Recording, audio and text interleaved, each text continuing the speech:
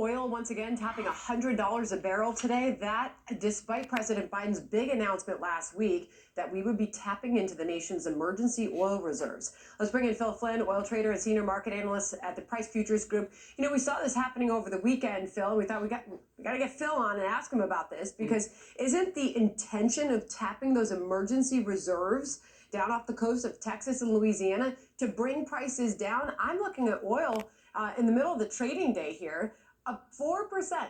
It's up $4 right now and firmly back above $100 a barrel. So is the intended consequence of bringing prices down not happening? It's definitely not happening, Sandra, and because you're absolutely right, because President Biden is misusing the Strategic Petroleum Reserve. Its intention was never to just bring down prices. It's not big enough to do that. You know, it's supposed to be tapped in case of an emergency. It's not supposed to be tapped in case of falling poll numbers, which President Biden does. He thinks it's a strategic Biden reserve is what he thinks it is. But, what's happening here is the Biden administration is desperate to get down gasoline prices. They want to make this big show that they're going to release oil. They even talked the International Energy Agency into releasing 120 million barrels of oil. But you know what? That's the best they can do. They're throwing everything they possibly can out of the reserve, and it's failing to bring down prices. And I'm going to argue it's going to make prices go higher in the long run. So this is a big blunder by the Biden administration. So explain that. What do you mean? Because it's going to encourage more demand, those little blips where it brings prices down. What do you mean it's going to actually serve to bring prices higher in the long run?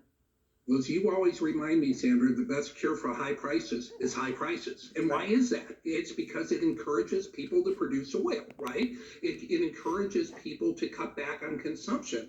When the government gets involved in the free market, trying to manipulate it for short-term political gain, it does more damage. And what's going to happen, it's going to discourage investment, and it's not going to discourage demand. So once you burn through this oil, which is going to be in a couple of days, you're in a worse situation than you would have been had you let the market do its thing, cool off demand, and it's going to, prolong the pain for the American people, where I think 9 out of 10 drivers are concerned about filling up their gas tank week to week. So this is a big issue, and it's another blunder, and it's going to cost us all.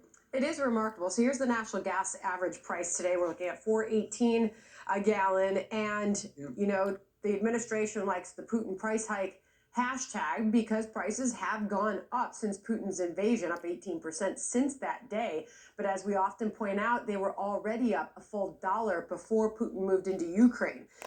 Here's a bigger look when you look at the current price versus a week ago. By the way, with the rounding up there, the current price is $4.19 a gallon for those keeping close track.